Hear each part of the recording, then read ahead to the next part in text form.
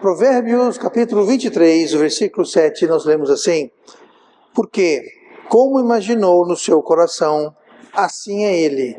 Come e bebe, te dirá ele, porém o seu coração não está contigo.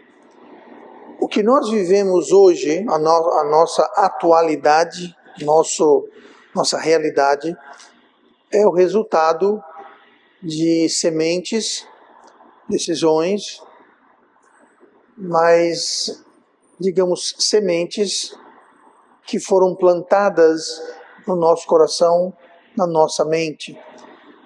Muitas vezes se busca a vitória, o êxito, alcançar alguma meta, algum desejo, como se isso fosse um evento isolado, ou pior, achando que é uma questão de sorte. Deu sorte. Foi uma confluência de eventos que o universo permitiu. Não é nada de sorte, gente. Tá? É algo que é dirigido, que é guiado, não é algo isolado à parte de todo o resto da nossa vida. A Bíblia ensina que é algo mais parecido como uma colheita, onde você planta semente e você colhe. Quero hoje falar desse tema, colhendo a vitória do pensamento ao caráter. Esse trajeto do pensamento ao caráter.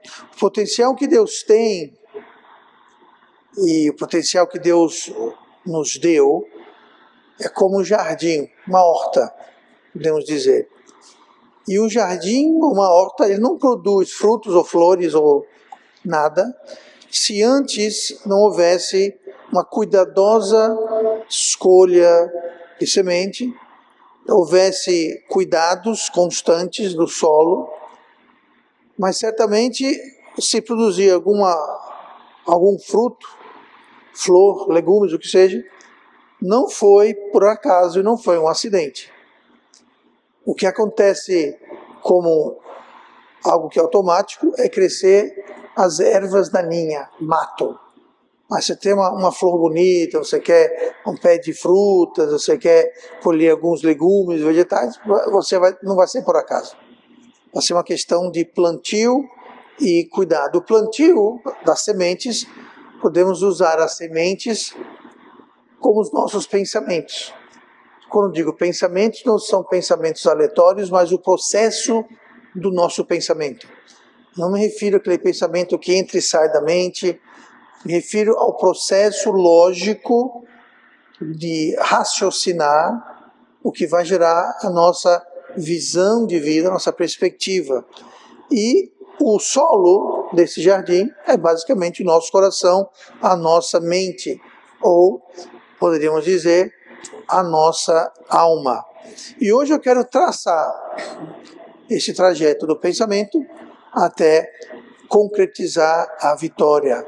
E o que nós vamos ver hoje, nós vamos ver sementes, quais são as sementes que nos definem, que vão dar o fruto, como proteger o nosso jardim, a nossa horta de ervas daninhas e como colher, chegar à colheita, mesmo usando inclusive os nossos erros e fracassos como adubo. Se você analisar direitinho o adubo, adubo é algo que não tem muito valor, adubo é algo que não é muito apreciado. Eu me refiro especificamente ao adubo natural, também conhecido como esterco. O irmão André jura de pé junto que o melhor adubo que existe é de galinha, digamos. E como ele cria galinha, então ele tem uma abundância de esterco de galinha, e ele diz que aquilo ali não tem coisa melhor.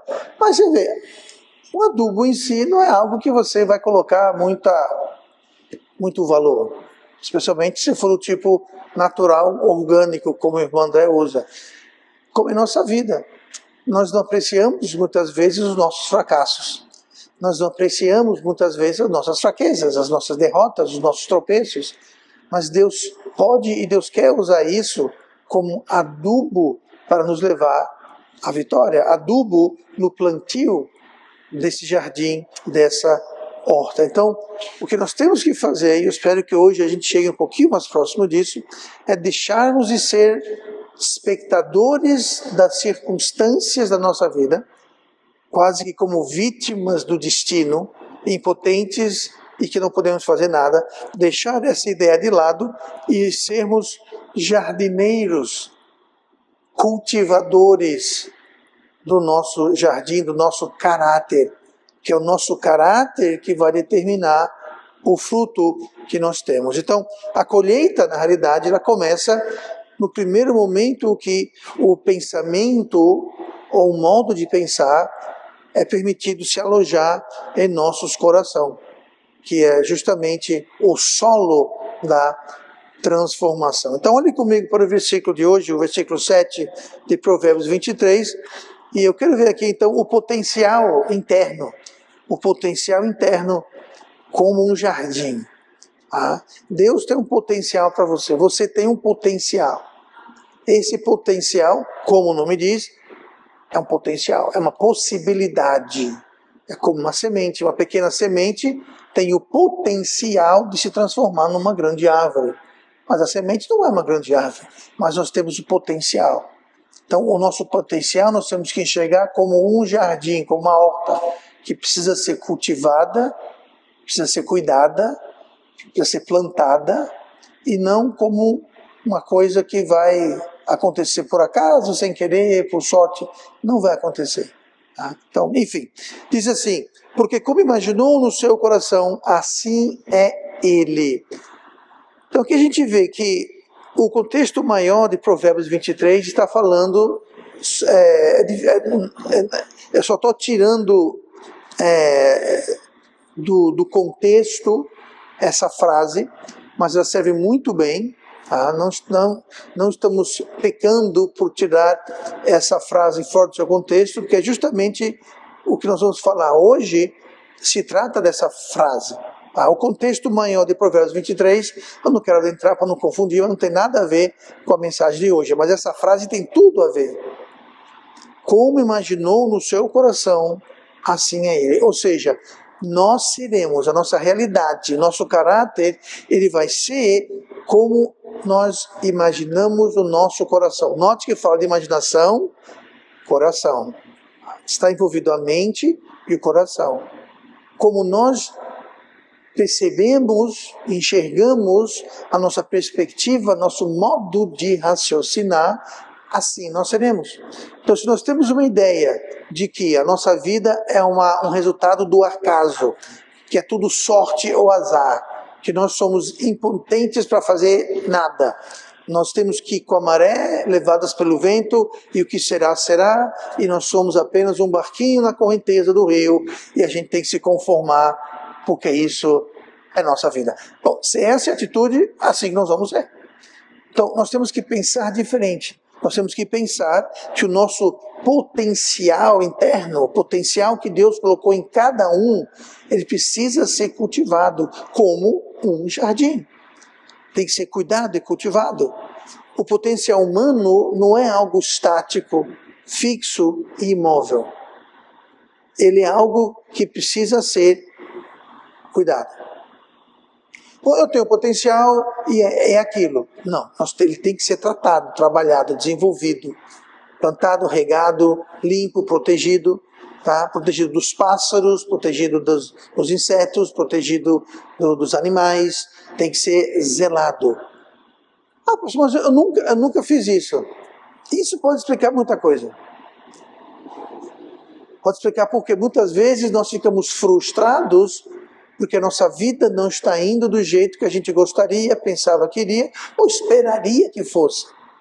É porque nós estamos, de alguma forma, com a ideia errada de que é só eu querer, é só eu desejar, ou é só ter fé. Se acreditar e ter fé vai dar certo. Não. Você tem que acreditar e ter fé, mas tem que cultivar o jardim. É o que nós estamos vendo hoje. Então, a mente é o solo onde o nosso caráter começa a brotar tanto o caráter bom quanto o caráter mau. Todo mundo tem caráter, agora é bom ou é mau caráter? A decisão que nós temos que fazer é isso. Então, a nossa realidade é uma reflexão e é o resultado direto das nossas escolhas, da nossa vida interior. Por isso que estamos falando sobre o potencial interno, que é interno, está aqui dentro. E ele precisa então abrochar, aflorar. Um processo que a Bíblia fala, não chama disso, mas é um processo chamado a lei da semeadura. Ele, basicamente, lá em Gálatas 5, tudo que a gente plantar, a gente vai colher. Que também se encaixa no contexto de hoje, mas funciona passo a passo mais ou menos assim. Os nossos pensamentos vão se tornar ações. Se eu for pegar esse copo de água aqui, por exemplo, eu não vou pegá-lo instintivamente, de forma impensável. Não, vai ter um pensamento. Eu estou com sede, onde é que tem água? Olha só, tem um copo d'água, eu vou beber essa água. Então, houve um processo até que houvesse ação. Então, os nossos pensamentos se tornam ações. Se são pensamentos bons, salutares, nós vamos ter ações boas e salutares. Se forem pensamentos ruins, maus, a ação vai seguir a mesma direção. Então, pensamentos tornam-se em ações, elas vão gerar hábito. Algo que é habitual, que é repetido, que é constante, frequente, é um hábito. Hábitos, por sua vez, vão moldar o nosso caráter. Vou dar um exemplo. Pastor, eu não tenho o costume, eu não tenho o costume de ler a Bíblia. Sabe por quê? Porque você não faz. Faça. Pense esse pensamento. Que pensamento? Você vai apreciar na sua mente, valorizar na sua mente a importância da palavra de Deus. Esse pensamento vai gerar uma ação. Que ação? Você vai começar a ler a Bíblia. Essas ações feitas suficiente vezes, as ações separadas vão se formar em um hábito. E um hábito você faz sem precisar pensar. Então veja bem, pensa, gera ação, a ação constante habitual se torna um hábito. Então essa ação eu preciso pensar. Mas uma vez que eu faço essa ação constantemente, essas ações se tornam um hábito. Hábito é algo, não precisa mais do pensamento, que é um hábito. Quem aqui tem um hábito de tomar café pela manhã? Péssimo hábito, péssimo, não estou brincando. Você não precisa acordar de manhã e fazer, devo, não devo tomar café, vou, não vou, deixa eu ver. Não, você não pensa. Abrir os olhos, vocês estão correndo para a cozinha, não é isso? Atacando a geladeira e fazendo lá o que vocês fazem. Porque é um hábito, não tem mais que pensar. O hábito que todos deveríamos ter, por exemplo, é quando tem culto, estar na igreja. Eu já dei esse exemplo. Há muito tempo, décadas, inclusive quando as minhas filhas eram pequenininhas, dia de culto, não se pensava, não se discutia. Não era algo que a gente precisava deliberar. Domingo, tal hora, é culto, acabou. Ou quarta, ou como fosse. É culto, acabou. Está chovendo, tá cansado, chegou visita. Olha lá, quanto tempo. Que bom ver você. Bora para a igreja que nós estamos de saída. Sabe o que é isso? É um hábito. Você não tem que pensar, raciocinar, orar, jejuar. Pastor, eu devo ir para a igreja hoje. Por quê? Aquele hábito é formado de ação, aquela ação é formada do pensamento, que nós entendemos a importância da obediência de estar na igreja. Aquele pensamento vai gerar ações, e essas ações vão tornar um hábito, e o hábito vai moldar o nosso caráter, ou seja, quem nós somos. Caráter é algo que se faz automaticamente, instintivamente. Quando algo faz parte do seu caráter, você não precisa pensar, acontece. vou falar a verdade ou vou mentir? Calma, deixa eu ver. Bom, se eu falar a verdade, mas se eu mentir, sabe o que é isso? Você não tem um bom caráter. Se você tem que pensar se vai ou não falar a verdade, fazer a coisa certa, ser honesto, ser ético, então você não tem caráter bom. Isso é um mau caráter. Por quê? Você está vendo se vale a pena fazer o que é certo. Vale a pena eu mentir? Porque se vale a pena eu mentir, eu vou mentir. Vale a pena roubar? O risco é muito grande, eu não vou roubar. Isso não é um bom caráter. Bom caráter é, eu não vou mentir, eu não vou roubar, acabou, não interessa se eu vou ganhar, perder. Mas o caráter é forjado por hábitos, que é forjado por ações, que é forjado por pensamentos. Então, você veja como é importante a gente começar com os pensamentos, que são, portanto, as sementes. Os nossos pensamentos, nossa forma de pensar, essas são as nossas sementes que vão gerar ações, que vão se formar em hábitos, que vão moldar o nosso caráter, e o nosso caráter define o nosso destino. Então, onde você quer chegar? Bom, o meu destino quer chegar ali. Tudo bem. Então, para chegar ali, você precisa ter o caráter certo, os hábitos certos, as ações certas, mas tudo começa com a semente do pensamento. Por isso que hoje estamos vendo do pensamento a vitória, ao resultado. Tudo começa no pensamento, como nós pensamos, o que nós colocamos em nossa mente, em nosso coração. Então, como colher o nosso potencial pleno, como colher aquilo que Deus tem para nós, em nossa vida, nós temos que escolher sementes de integridade, sementes de gratidão, sementes de obediência, sementes da palavra de Deus, porque é isso então que vai nos dar, que vai nos garantir frutos espirituais saudáveis. Querer ter fruto espiritual, querer chegar ao seu potencial, mas está plantando coisas do mundo, da carne, rebeldia, interesse próprio, egoísmo, você não vai chegar lá. É como eu sempre digo, você não vai plantar maçã e colher banana. Você não vai semear trigo e colher milho. Parece uma coisa muito óbvia, mas muitas vezes nós fazemos justamente isso. Nós estamos plantando uma coisa esperando um outro destino e não funciona assim. Muito bem, então, colhendo a vitória de pensamentos até o caráter forjado.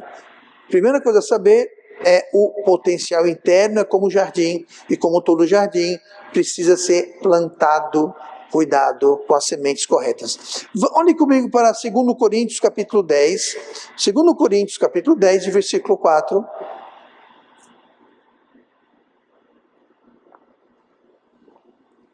Nós vamos ver então como cultivar o jardim do potencial interno. Nós vimos que nosso potencial é como um jardim, tá? Mas como cuidar dele, como cultivar o jardim? O versículo 4 de 2 Coríntios 10 diz assim: porque as armas da nossa milícia não são carnais, mas sim poderosas em Deus para a destruição das fortalezas, destruindo os conselhos e toda altivez que se levanta contra o conhecimento de Deus, levando cativo todo o pensamento à obediência de Cristo. Note aqui no versículo 5 como é interessante, fala assim, destruindo os conselhos. Tá?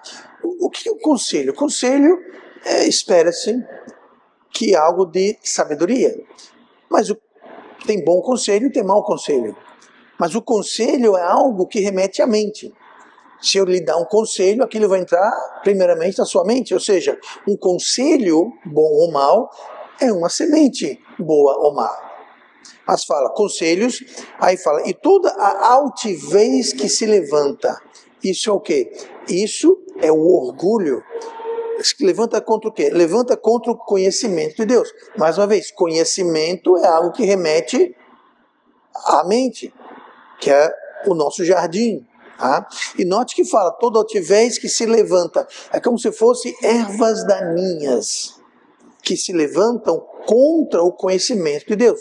O conhecimento de Deus é o que a gente quer plantar no nosso jardim, mas tem a altivez, o orgulho que se levanta contra isso. E o problema do crente é basicamente esse, tem o conselho de Deus e tem a nossa altivez.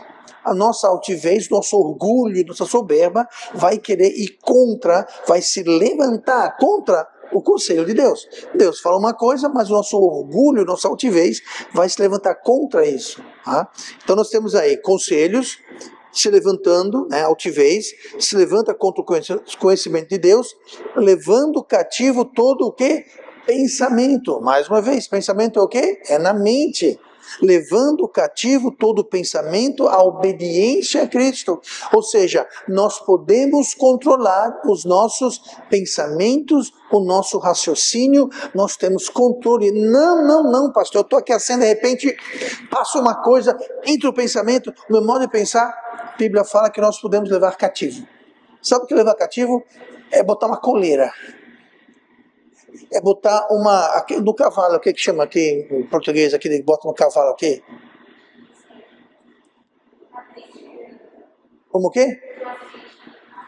Cabresto, exatamente. Levar cativo é colocar um cabresto nos seus pensamentos. É você colocar um jugo. Você bota 2 bois no jugo e você vai controlando aqui o animal. É botar uma coleira. Você guia o cavalo com as rédeas numa carroça, por exemplo. Isso é o que é levar cativo. Nós podemos controlar os nossos pensamentos. Voltando ao começo, nós não somos vítimas do destino, da sorte, do azar, nem o nosso pensamento deve estar vítima do vento e da direção, e de seja lá o que for. Nós devemos estar em controle. Podemos levar cativo. E aqui está dizendo sobre destruir aquelas ideias orgulhosas, soberbas, carnais, mundanas, que se levantam contra Deus e derrubam ou tentam derrubar o conselho de Deus. Então elas querem destruir. Mas nós que temos que destruir, destruindo os conselhos e toda altivez. Então nós temos que derrubar qualquer conselho mau, obviamente, que vai contra o conselho de Deus. E nós fazemos isso como? Levando cativo todo pensamento. Pensamentos são as sementes. Então nós temos controle de que tipo de semente é semeado em nosso jardim, na nossa horta. Nós temos controle. Eu não sei de onde brotou esse pé de limão. Eu sei, de uma semente. Esse pé de limão não caiu do céu. Ele está aí porque em algum momento foi plantado, foi jogado, foi permitido uma semente de limão ser plantado aqui. Mas eu não queria limão, eu queria laranja. Então você plantava laranja. Precisamos levar cativo todo pensamento. Todo pensamento. E a obediência a quem? A Cristo. Então Cristo é o nosso alvo. Cristo é o nosso mestre. Cristo é a nossa régua. E todo pensamento tem que ser capturado, levado, guiado, como um animal, um cavalo, a Cristo. Isso é o que é preciso para a gente garantir uma boa colheita. Tem que haver um manejo, um cuidado. Se você subir num cavalo sem cabresto, sem rédea, sem nada, você coloca a sela. Linda sela, luxuosa, de couro, acolchoado, coisa mais linda. Aí você sobe naquela sela, está confortável lá, só que você não colocou cabresto, não colocou rédea, não colocou nada. E agora? Agora você vai onde o cavalo quer ir. Você não tem como controlar o cavalo. Não é para ser assim. É para levar cativo, é para a gente controlar, para a gente manejar. Temos que controlar as influências externas, ou seja, quem está jogando sementes de limão no meu jardim? Alguém está jogando sementes, você tem que proteger. Coloque uma cerca, coloque uma tela, coloque vigias. Pássaros vão querer vir, bote espantalhos. Faça alguma coisa, proteja das influências externas e cuide do solo. Mantenha o solo limpo. Lembrando, o solo é o quê? A nossa mente. Tem que manter o coração, tem que manter o solo limpo. Se a gente deixar, tá jogando pedra, tá jogando lixo, jogando semente alheia, tá jogando... Você não vai ter uma boa colheita, uma boa horta, um bom jardim. E é nossa responsabilidade fazer isso. Manter o solo limpo, especialmente a mente, o coração, e guardar de influências externas, requer ferramentas. Aqui no texto que lemos de 2 Coríntios, ele fala sobre as armas da nossa milícia. E em 2 Coríntios 10, Paulo está usando a figura de uma batalha, de guerra, armas. Mas hoje nós estamos usando a figura de um jardim. Então, em vez de armas de guerra, nós vamos ter os implementos do jardim. Uma pá, um garfo, uma cisqueira, enfim. Nós precisamos das ferramentas corretas para fazer isso. Tá? E essas ferramentas estão ao nosso dispor. Diz aqui, porque as armas da nossa milícia não são carnais, mas sim poderosas em Deus. Então nossas armas, nossas ferramentas estão em Deus. É a palavra de Deus, são os conselhos de Deus, é o Espírito Santo que é Deus. Então essas são as ferramentas, os utensílios necessários. Mas veja bem, tudo que a gente vê, tudo que a gente ouve, tudo que a gente vive, as emoções, as sensações, sons, imagens, tudo isso, eles têm um papel formativo. Eles moldam a nossa capacidade de pensar corretamente. Gente, todo mundo pensa. Quando alguém fala assim, mas você nunca pensa? Pensa. Sabe quem não pensa? Um repolho não pensa. Um pé de manga não pensa. Tá? Mas todo mundo pensa. O problema é que nossos pensamentos são pensamentos errados. Então todo mundo pensa. E o que a gente vive, o que a gente ouve, o que a gente vê, nossos sentidos, eles vão moldar a nossa capacidade de pensar e discernir corretamente. Por isso que há pessoas vivendo em situações muito perigosas, muito frágeis, mas elas não se dão conta. Por quê? Porque o pensamento está desbaratinado. Não está pensando direito. Está sendo influenciado. Nós temos que ter filtros sensoriais. Controlar o que entra aqui, controlar o que entra aqui, controlar ao que nós nos expomos, porque tudo isso vai nos influenciar e vai limitar o nosso potencial. Isso inclui sons, que eu já falei, isso inclui imagens que a gente vê. Muitas vezes nós nos expomos a sons, imagens ou aromas que nos remetem a um tempo em nossas vidas que seria melhor ter ficado enterrado no esquecimento. Por isso que precisamos ter filtros. E o mais agravante é o seguinte, algo que pode me remeter a algo para você não, ou vice-versa.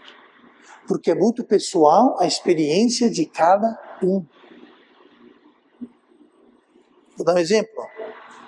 Eu não sei o que eu estava fazendo, faz algum tempo já isso, mas eu lembro que foi, estava guardando umas coisas e tinha um vidro de um perfume antigo, mas bem antigo. Aí eu abri e que perfume é esse aqui? Era um perfume que estava na moda em 1842, quando eu tinha 15 anos, não estou brincando. Mas foi impressionante, quando eu cheirei aquilo, foi como se eu viajei no túnel do tempo. Não teve nada de errado, não foi nada que me causou tropeço, nada disso. Mas o importante é isso, outra pessoa que, se eu mostrasse aquilo para a irmã Simone e ela cheirasse, ela ia falar, sim. E nada. Mas os nossos sentidos podem desenterrar, os nossos sentidos podem ativar algo que era melhor ter deixado desativado em nossas vidas. Porque aquele sentido, aquela memória ativada vai atrapalhar o nosso jardim.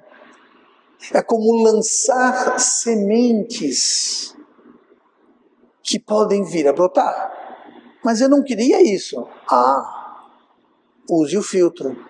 Então controle o que você ouve, controle o que você vê, controle o que você cheira. Tá? Controle o que você experimenta, as suas experiências. Eu vou dar um exemplo aqui. Eu nunca fui alcoólatra, tá? E se eu fosse eu não iria admitir, mas enfim. Mas dizem que o alcoólatra, ele pode até parar de beber, mas ele sempre será um alcoólatra. Ou seja, eu sou alcoólatra, eu não bebo há 10 anos. Mas o dia que você botar uma bebida alcoólica e eu olhar, cheirar e tomar, pronto. Volta tudo.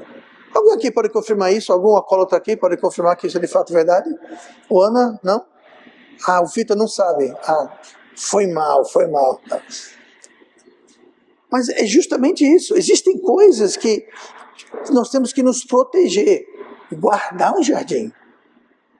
E se nós não fizermos isso, nós nunca vamos alcançar o potencial que Deus tem pra gente. Porque sempre estaremos deixando ervas daninhas, sementes espúrias, pensamentos que estavam lá no fundo enterrados, não ia fazer mal para ninguém. É como se a gente fosse lá, cavasse, achei aquela semente e plantasse e adubasse ela. Aí reclamamos, porque aquilo está dando fruto no meu jardim. Então temos que usar de sabedoria. Tem muita coisa que era melhor ficar no limbo do esquecimento, perdido no poço do esquecimento, do que ficar trazendo aquilo à tona. Então temos que limpar isso, temos que limpar toda mentira, limpar pensamentos negativos. Tudo isso sufoca o nosso pleno potencial. E sendo que o nosso jardim é nossa mente, nosso coração, uma forma de diagnosticar como está o nosso jardim é olhando, vigiando o que sai da boca. O homem bom, do bom tesouro do seu coração, tira o bem. O homem mau, do mau tesouro do seu coração, tira o mal. Porque a abundância do seu coração fala a sua boca. Note que tanto o tesouro bom e tem o tesouro mau. Mas os dois são o quê? Tesouro. Por que eu falo o tesouro bom e o lixo mau? Porque o tesouro mau e o tesouro bom, o que é um tesouro? É algo que é precioso para o dono. Talvez esse copo aqui, para mim é um copo qualquer, mas de repente, para outra pessoa, esse copo foi o copo que a vovozinha dele, querida, guardou a vida inteira, que ganhou da avó dela, e foi a última coisa que ela bebeu antes de morrer. Aquilo é um tesouro, tem um valor sentimental muito grande para mim. Bom, para mim não tem valor nenhum, é um copo. Se cair quebrar no chão, pega o outro. Mas para outra pessoa pode ser isso aqui um tesouro. O que eu estou dizendo é que o tesouro mau, ele é mau, mas é precioso. É algo que tem um valor para esse homem que tem um tesouro mau, é mau, mas é um tesouro para ele. É um tesouro que lhe faz mal. Então nós temos tesouros que fazem bem e temos tesouros que fazem mal. E nós vamos saber que tipo de tesouro que é, pelo quê? Pelo que sai da nossa boca. Mentira, fofoca, criticismo, reclamação. Tudo isso é o quê? Tudo isso é coisa má. Está mostrando, diagnosticando como é que está o solo do nosso coração. E note mais uma vez, é tesouro. Tem pessoas que gostam de reclamar. É precioso para eles. É quase como um hobby, uma diversão, é um lazer, reclamar de tudo. Fofoca, criticismo, tem que criticar. É precioso. Ele faz bem. De alguma forma doentia, faz bem. Mentira. Tem gente que tem por hábito mentir. Às vezes não vai ganhar nada, mente por mentir. E por que não deixa de mentir, fofocar, criticar, reclamar? Porque aquilo é um tesouro, é precioso para aquela pessoa. Não faz sentido para a gente, mas para a pessoa faz sentido. É como aquele copo que para mim não tem valor nenhum, mas talvez é muito precioso para outra pessoa. É um tesouro. Então temos que ter muito cuidado em aplicar esse filtro para proteger o nosso jardim. E por último, vamos para Filipenses 3, em capítulo 14, onde nós vamos ver como é feita a colheita, então, colhendo o potencial em Cristo. Então nós temos nosso potencial, que é um jardim, nós vimos como cultivar o jardim, e agora vamos ver como colher o nosso potencial em Cristo. Filipenses 3,14 diz assim: prossigo para o alvo, pelo prêmio da soberana vocação de Deus em Cristo Jesus. Como é que você colhe? Você colhe em Cristo Jesus. Esse versículo é interessante, isso que é o apóstolo Paulo falando, que ele prossegue para o alvo. Então nós vemos aqui a intenção, a concentração, o desígnio. Eu prossigo para o alvo. O alvo está ali, eu estou aqui, eu vou prosseguir. Nada vai me deter, nada vai me desviar, nada vai atrapalhar. Pelo prêmio, ou seja, pelo galardão, a recompensa, é um prêmio. Tá? Aqui não está falando de salvação, porque salvação não é um prêmio, salvação é um dom gratuito. Tá? Só para deixar isso bem claro. Que prêmio? Da soberana vocação de Deus. O que é uma vocação? Vocação é como se fosse um chamado, algo que Deus escolheu para a gente.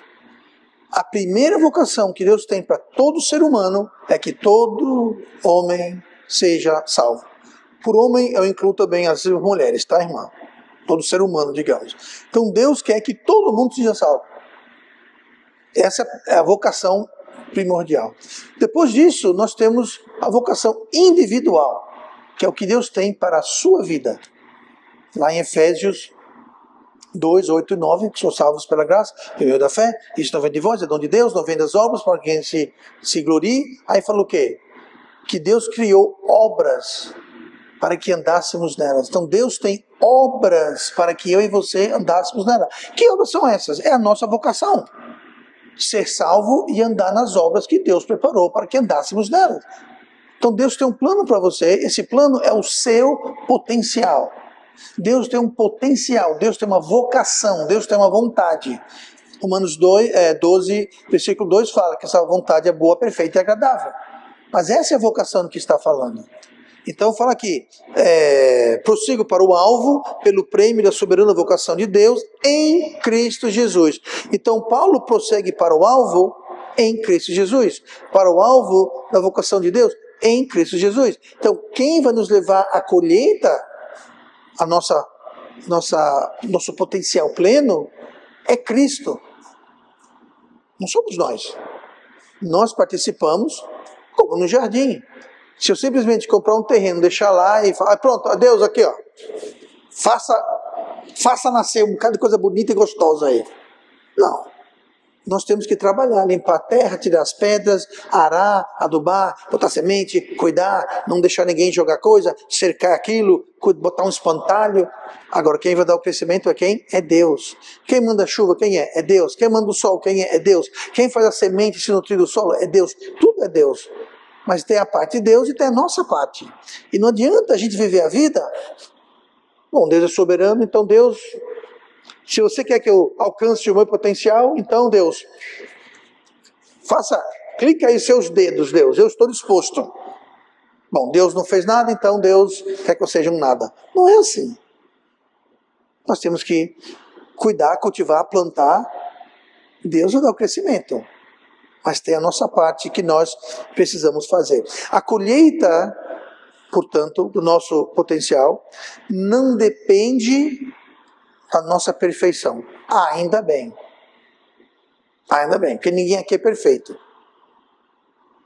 Ela não depende da nossa perfeição passada e nem depende do nosso fracasso passado. Ou seja, só porque nós fracassamos no passado, não nos exclui ou não nos impede de termos a colheita do nosso potencial pleno no futuro. Então, o nosso passado não vai definir se vamos ou não alcançar o nosso potencial. Agora, o nosso passado pode atrapalhar e nós temos como mudar o nosso passado. Como, pastor? Nós mudamos o nosso passado tratando do passado futuro. Pastor, o que é o passado futuro? O passado futuro é hoje, gente. Hoje vai ser o passado amanhã, é o passado futuro.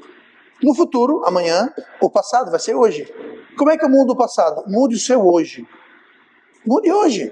Se você mudar o seu hoje, amanhã o seu passado vai ser diferente, porque você mudou hoje, agora. Mude hoje. Se você não mudar hoje, se você não plantar hoje, amanhã você vai dizer, o meu passado. Mas o seu passado, quando você estava no seu passado, ou seja, hoje, você não plantou, você não cultivou, você não protegeu, você não adubou, você não fez nada. Então, quando o passado de amanhã chegar, que será o hoje e amanhã, você não mudou nada. Então mude o seu passado mudando o seu hoje. Que o passado chega a você mudado quando ele vem. Nossos fracassos, nossas incapacidades, nossas derrotas, tudo isso pode ser usado, como eu mencionei no começo, como adubo. Quem aqui já falou de um jovem chamado Elon Musk? Ele tem uns bilhõezinhos aí. Sabe quantas vezes ele tentou fazer aquele foguete lá que... Eu não sei quantas, mas foi um bocado de vezes. E chegou um ponto que ele apostou tudo que tinha, apostar é modo de falar, né? Mas ele colocou tudo que tinha nesse projeto. E todos os lançamentos estavam errados. Catástrofe, pegava fogo, explodia. Aí tinha a última vez. Só tem essa vez. Se essa vez não funcionar, esquece. Tudo foi em vão. Pois é. Essa última vez funcionou. Ele diz que todos os fracassos é o que ajudaram ele a ter aquele sucesso. Porque com cada fracasso ele ia aprimorando. Bom, isso deu errado, então vamos fazer diferente. E com cada fracasso ele foi aprendendo, aperfeiçoando. Então não foi desperdício. Ele literalmente apostou tudo que tinha. Mas com cada derrota, com cada fracasso, ele foi crescendo, aperfeiçoando, melhorando, até que chegou no seu potencial. E hoje ele faz foguete da marcha ré e coisas do tipo. Por quê? Porque ele aprendeu com os fracassos. Então, quando nós fracassamos, não é o fim. Quando nós fracassamos, Paulo falou assim, quando eu estou fraco, aí eu estou forte. Porque a minha fraqueza, é Deus falando, porque a minha fraqueza, o meu poder se aperfeiçoa na fraqueza, é justamente isso. Então, quando fracassamos, não é para, bom, fracassei, acabou, desisto, não quero mais saber disso, não faça isso. Agora, no fracasso, na fraqueza, é que o poder de Deus pode se mostrar maior e mais completo. Mas se a gente desiste, então nós nunca vamos colher esse potencial. Então, mesmo caídos e fracassados no fundo do poço, Deus pode ir lá nos buscar e nos tirar. Salmo 40, versículo 1. Esperei com paciência no Senhor, e Ele se inclinou para mim. Olha a figura. Se inclinou. Ele se inclinou, ele foi até nós, ele vai até nós, vem até nós. E ouviu o meu clamor. Tirou-me de um lago horrível, de um charco de lodo. Pôs os meus pés sobre uma rocha, firmou os meus passos, e pôs um novo cântico na minha boca, um hino ao nosso Deus. Agora, veja só, que interessante. Para que tudo isso? Porque Deus se inclinou, porque Ele ouviu, porque Ele levantou, tirou do lago, da lama, do lodo. Muitos o verão e temerão e confiarão no Senhor. Pois é, Deus faz tudo isso, Ele pode nos tirar de lá no fundo do poço para a sua glória. As pessoas vão ver, as pessoas vão temer, as pessoas vão confiar em Deus. Por quê? Eu vi o que aconteceu com fulano. Eu vi o que Deus fez com ele. Eu vi o poço, a lama que ele estava. E Deus o tirou e colocou numa rocha firme. Tá? Deus faz isso. Deus faz isso. A colheita vai depender, sim, da visão de Deus para conosco. Então a visão depende... Se a vocação é de Deus, então o potencial vai depender do que Deus vê em nós. Romanos 8,37. Mas em todas as coisas somos mais do que vencedores por aquele que nos amou. Sabe o que nós somos em Cristo? Mais que vencedores. Vencedor é o quê? Alguém que teve a vitória. Então nós podemos ser mais de vencedores. Mas vencedores na vocação que Deus tem para nós. Tá? Bom, pastor, eu queria ser o maior traficante de drogas do estado. Então, você não vai ser vencedor nisso. E se for, Deus não está envolvido nessa sua vitória. Tá? Vai depender sim do nosso esforço contínuo na direção certa. Tá? Então nós vamos tentar. Fracassou? Caiu? Levanta, sacode a poeira e segue a direção correta. Prossigo para o alvo, como lemos agora há pouco. Prossigo para o alvo pelo prêmio da soberana vocação de Deus em Cristo Jesus. Todo fracasso, fraqueza e derrota serve de adubo. E nós podemos superar todas as coisas. A gente leu Romanos 8,37. Mas em todas estas coisas somos nós o que vencedores de todas essas coisas. Os fracassos, as dificuldades. Somos mais que vencedores. Então nós temos que ter uma mentalidade de vitória. A gente olhar e falar, ou eu vou ganhar, ou eu vou ganhar. Se eu fracassar, eu vou aprender e vou ganhar. Se eu não fracassar, eu já ganhei. Mas, ou seja, eu vou ganhar por aqui ou por aqui. Mas eu vou ganhar, eu vou conseguir, eu vou chegar lá. Porque eu posso todas as coisas em Cristo que me fortalecem. Eu posso. Tendo essa mentalidade, é o adubo, é o solo, é a semente correta, onde o nosso potencial vai ser, então, alcançado. O potencial acontece, a colheita acontece quando a gente sai da teoria para a prática. Quando eu vi essa mensagem aqui, vai para casa, ouve de novo, como eu sei que todo mundo faz, né? Ouve várias vezes, porque o som da minha voz é muito sonífero. Pastor, não consigo dormir. Bota a mensagem minha que você dorme rapidinho. Enfim, a gente sai daqui, achou linda, mensagem linda. Amém, aleluia.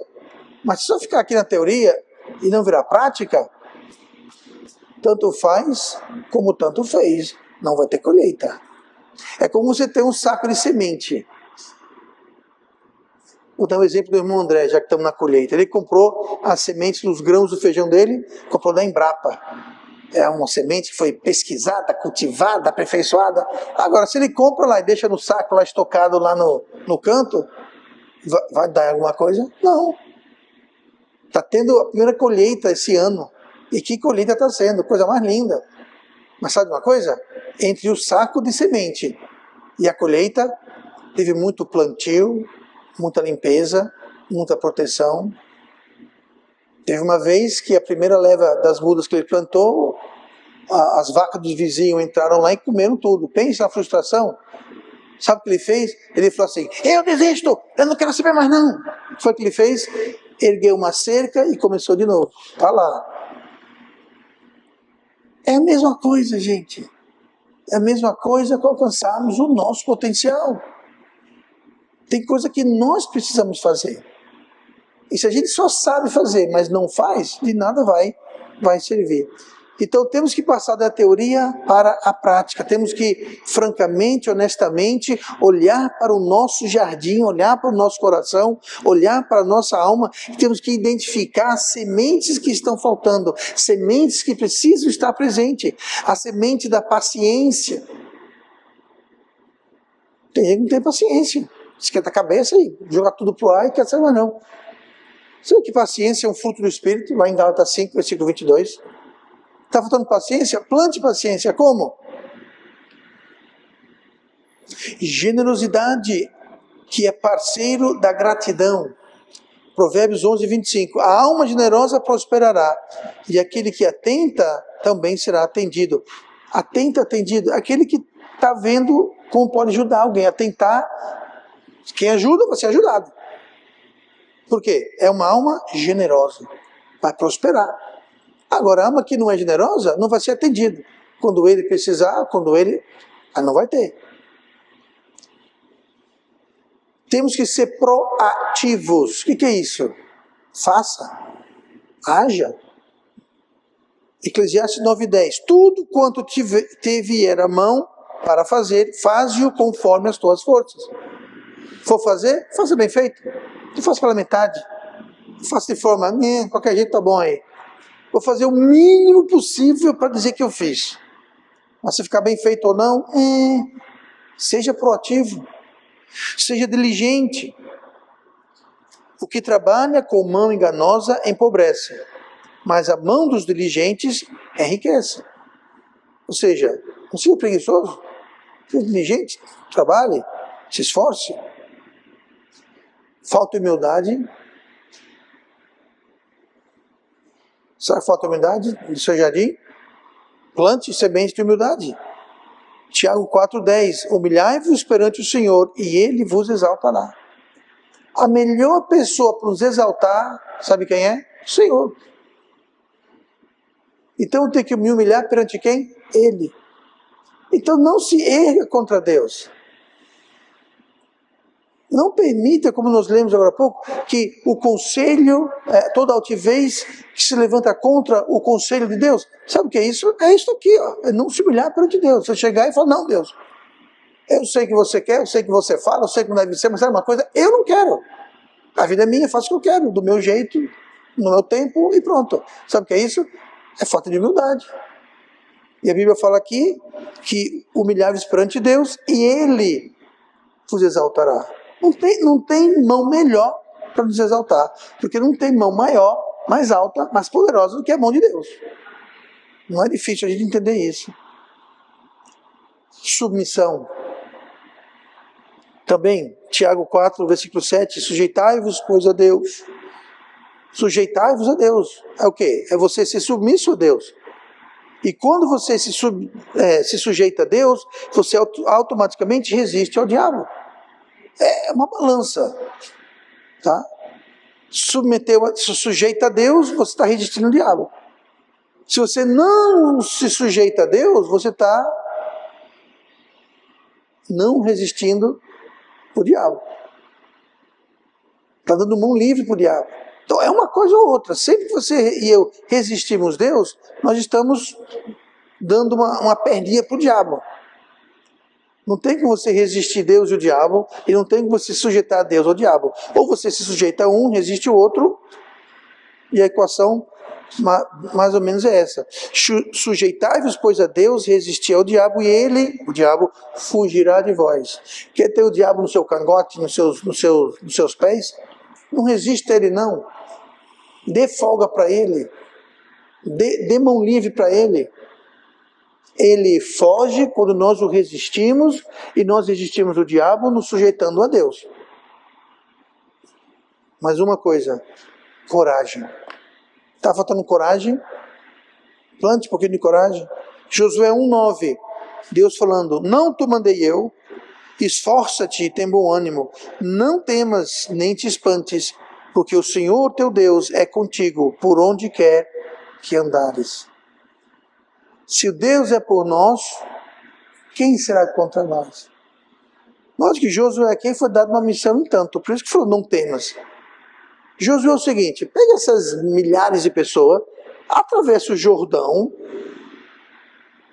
aí se Josué está lá, atravessar o Jordão, cadê a ponte, cadê a balsa?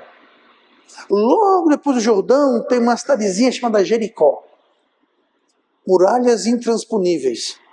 Conquiste ela. Aí depois você vai continuar e vai conquistar toda a terra prometida que está cheia dos inimigos de Deus. Deus falou, não temas. Não temas, porque eu estou contigo. Então, falta coragem. Há decisões que temos que fazer que exigem o quê? Coragem. Coragem é uma semente. Coragem se planta. Como? Com a palavra de Deus. Foi que, lá no Salmo 119, a tua palavra escondi, plantei. Escondi no meu coração para o quê? Não pecar contra ti. Plante. É o seu jardim, a sua horta. Quer colher o quê? Tomate? Plante tomate. Quer colher coragem? Plante coragem. Quer colher humildade, submissão? O que você quer colher? Plante. Que brota, cuide. E vai então brotar. E nós vamos ter então o nosso potencial alcançado.